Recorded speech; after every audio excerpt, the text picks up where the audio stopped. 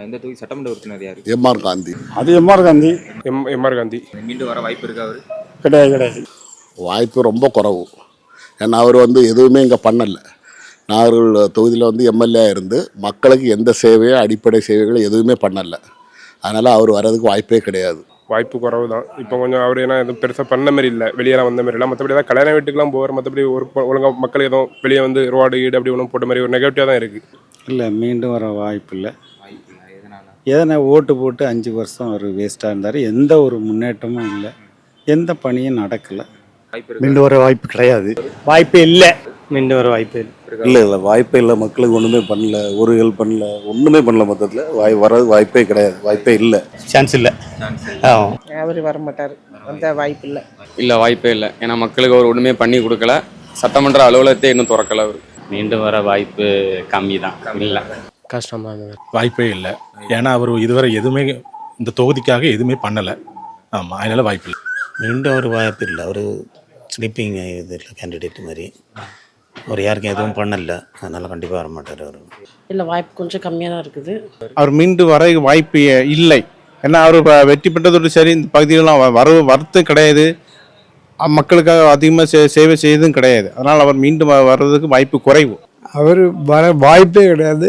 வந்தாலும் ஒன்றும் நடக்க போகிறது. ஏன்னா 5 ஆண்டு காலம் நாங்கள் அனுபவிச்சிட்டோம்.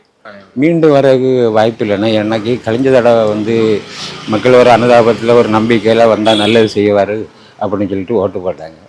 ஆனால் அவர் ஜெயித்த பிறகு எங்கள் ஏரியா பக்கமே வந்தது கிடையாது, யாரையும் சந்திச்சே கிடையாது, எதுவும் செஞ்சதும் கிடையாது. உதாரணத்துக்கு ஒரு கோரிக்கை கொடுக்கணுன்னா கூட ஒரு சட்டமன்ற அலுவலகம் இங்கே உழவனூர்லேயே இருக்குது. அதெல்லாம் அவர் ஒரு நாளும் திறந்ததும் கிடையாது, பாழடைஞ்சு போய் கிடக்கு. அதில் மக்கள் தங்களுடைய பிரச்சனைகளில் யார்கிட்ட போய் சொல்லணும் அப்படிங்கிறது புரியாமல் ரொம்ப கஷ்டப்பட்டுட்டு இருக்காங்க. நிச்சயமாக இல்லை. நான் எந்த பக்கம் அவர் பார்த்ததே இல்லை. அவங்க வீட்டு பக்கத்தில் அவருக்கு அப்பா வலிச்சு நிற்கும், அங்கே நிற்கன்னு பந்தா பண்ணிட்டு இருப்பாங்க. அதோட சரி, மக்களை தேடி வர்றது மீண்டும் வர வாய்ப்பே இல்லை. அவர் வர வாய்ப்பு இல்லை. அவரை கட்சி நம்ம போட்டதோடு சரி, அதுக்கப்புறம் வர்றதே இல்லை. இந்த தொகுதிக்கே வர்றதில்லை. அவரை பார்க்கவும் முடியாது. இங்கே எல்லாம் செஞ்சது டிஎம்கே. நம்ம மேயர் மகேஷ் அவர் தான் எல்லாம் ரோடெல்லாம் போட்டு நம்ம நாகர்கோவிலில் நல்ல செழிப்பாக வச்சுருக்காரு. மேயர் இருந்ததுனால பண்ணாங்க. இல்லை, எம்ஆர் காந்தியெல்லாம் ஒன்றுமே பண்ணலை. அவரை பார்க்கவும் முடியாது. வாய்ப்பே இல்லை. ஏன்னா அவர் எங்களுக்கு எதுவுமே அவர் செய்தது போல இல்லை. வாய்ப்பே கிடையாது. இல்லை, வாய்ப்பில்லை. நம்ம திமுகவுக்கு நம்ம அண்ணன் ஆஸ்டின் அவர் நிற்காங்க. அண்ணனுக்கு தான் வாய்ப்பு. மேல் இடத்துலையும் அண்ணன் தான், ஸ்டாலின் அண்ணன் தான். அவங்க வரதான் வாய்ப்பு. வாய்ப்பே இல்லை. ஏன்னா 5 வருஷமாக இந்த தொகுதியை எட்டியே பார்க்கல. இல்லை, வாய்ப்பு கிடையாது. அவர் சரி கிடையாது. ஒரு இடத்துல வர மாட்டார். அவருக்கு ஆஃபீஸே ஓப்பன் பண்ணுறது கிடையாது. எலெக்ஷன் டைம் வந்தாங்க, ஓட்டு கேட்டாங்க, நிறைய விஷயம் பண்ணி தரேன்னு சொன்னாங்க. இது வரைக்கும் எதுவும் பண்ணி தரல. அதனால் அவங்க மேலே ஒரு நம்பிக்கை இல்லை. அதே என்ன மாதிரி தான் எல்லாத்துக்கும் மக்களுக்கும் ஒரு அதிருப்தி இருக்கும். வாய்ப்பு இல்லை. மீண்டும் வர வாய்ப்பு இல்லை. இந்த 5 வருஷம் இது வரைக்கும் ஒன்றும் செய்யலை.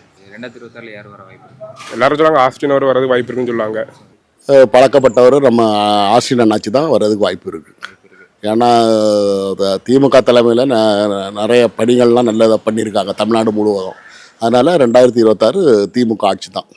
2026 ஆஸ்டின் சொல்லி டிஎம்கே வேட்பாளர் தான் வர்றதுக்கு அதிக வாய்ப்பு. ஆமாம், இதுமாதிரி வர்றது ஆஸ்டின் வர்றதுக்கு நிறைய வாய்ப்புகள் உண்டு.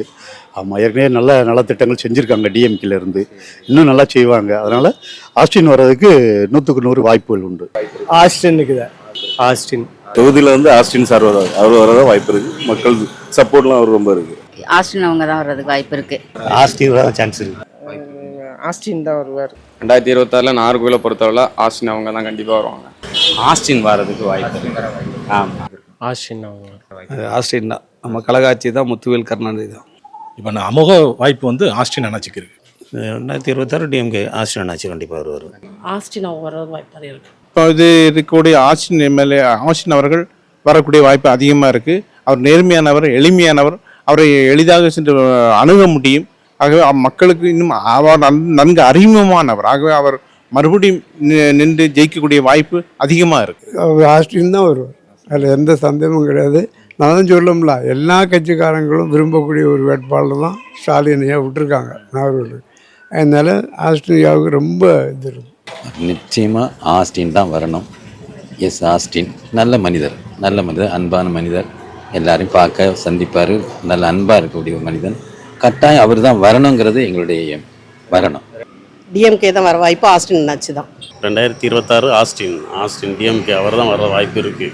நமக்கு ஆஸ்டின் அண்ணாச்சி தான் எனக்கு கட்டாயம் வருவாங்க. எல்லாருக்கும் நம்பிக்கையும் அதுதான். எல்லாரும் அதுக்கு நாங்கள் முயற்சி பண்ணிட்டு இருக்கோம். மக்கள் நல்ல ஒத்துழைப்பும் கொடுக்காங்க. கட்டாயம் ஆஸ்டின் அவருங்க தான். ஆஸ்டின் தான் கன்ஃபார்மாக. 2026 டிஎம்கேலேருந்து ஆஸ்டின் வர வாய்ப்பு இருக்குது. ஏற்கனவே எம்எல்ஏ இருந்திருக்காங்க, நிறைய பண்ணியிருக்காங்க, தனியாக இன்னும் ஜெயிச்சிருக்காங்க. இந்த சட்டமன்றத்தில் நம்ம கன்னியாகுமரி மாவட்டத்தில் நிறைய தொகுதியில் நின்றுருக்காங்க. அவங்க வளர்ச்சிக்காண்டி நிறைய பேசியிருக்காங்க. அதனால் அவங்க வர வாய்ப்பு இருக்குது. திரு ஆஸ்டின் அவர்கள் வர வாய்ப்பு இருக்குது. ஆஸ்டின் வர வாய்ப்பு இருக்குது. ஆஸ்டின் தமிழ்நாட்டில் யாரும் ஆட்சி பிடிக்க வாய்ப்பு இருக்குது? அது நம்ம ஸ்டாலின் தான். வேறு யாருக்கும் அதுக்குள்ள பவர் கிடையாது. ஏன்னா அதுக்குள்ள பவருக்கு உள்ள ஆளே இல்லை. இருந்தால் தானே சொல்ல முடியும். அப்படி ஒரு ஆளே பிறகு இருந்தாலும் அப்போ பார்ப்போம். இப்போ அது வரைக்கும் இல்லை. டிஎம்கே ஆட்சி அது வந்து ஸ்டாலின் தான் இப்போ இருக்க முதலமைச்சர் தான் ஆட்சி பண்ணுவாங்க. 2024 ஆட்சி பிடிக்கிறது டிஎம்கே தான் அதிகமான இது. ஆமாம், டிஎம்கே 2026 ஸ்டாலின் ஸ்டாலின் வர தான் வாய்ப்பு. டிஎம்கே முதலமைச்சர் முக ஸ்டாலின். நம்ம தலைவர் ஸ்டாலின் அவர்கள் தான். டிஎம்கே தான். முக ஸ்டாலின் தான் ஆட்சி அமைப்பார். முக ஸ்டாலின்.